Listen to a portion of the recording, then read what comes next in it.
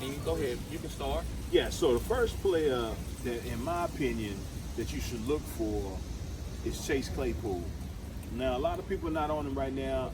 I didn't get the numbers of what he was as far as owned throughout the leagues, but you probably can go. It's got to be a high percentage because a lot of people didn't even draft him. A couple of reasons. One of the main reasons is because it's such a deep draft, and it wasn't. See, here's the thing. And this is one of the biggest advantages for getting a lot of waiver wire pickups early on, because we didn't get preseason. We didn't get a lot of talk, so to speak, in the media for a lot of these guys, other than getting it from people like us. That's why we're gonna give you the real, and we're gonna give you these diamonds in the rough. So, exactly. So Chase Claypool was somebody that a lot of people hadn't been talking about. But this is a guy, man, I remember me and you talked about him months ago, and I remember seeing him, and I was like, man, this dude is going to be awesome.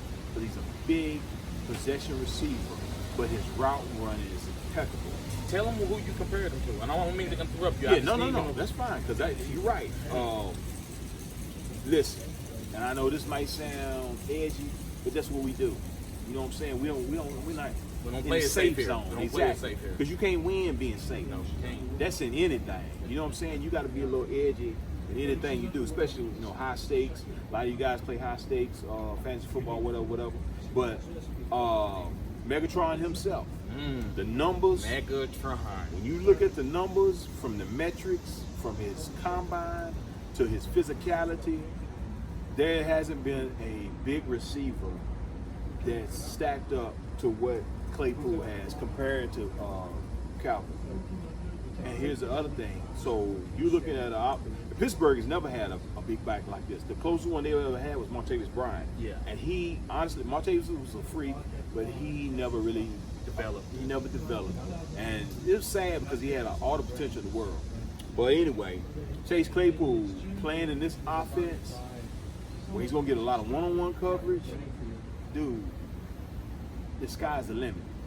So this is what I'm telling you. Me and TD are saying, look at the game tonight, but if there's a way that you can pick him up, if your league allows it, I would go ahead and get it now.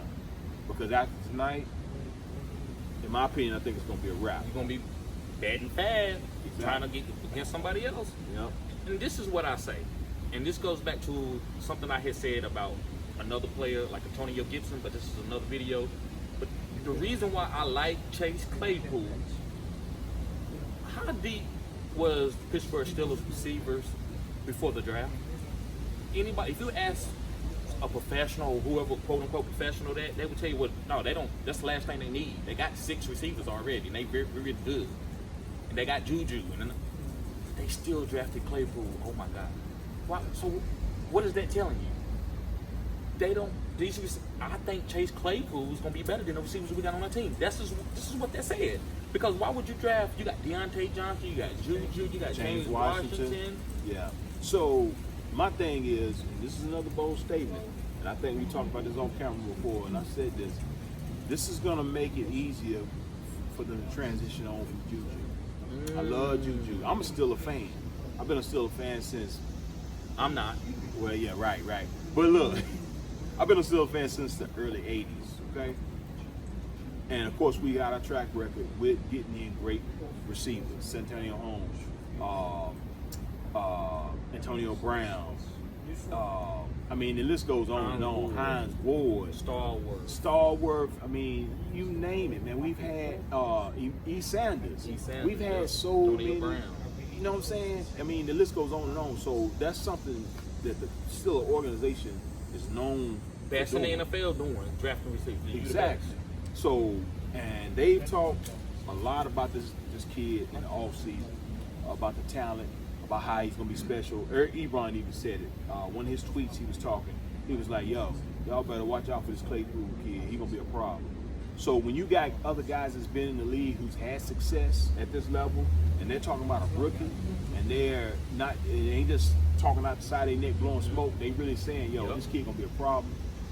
And Big Ben loves it. That's another thing. Big Ben basically is the OC in this offense.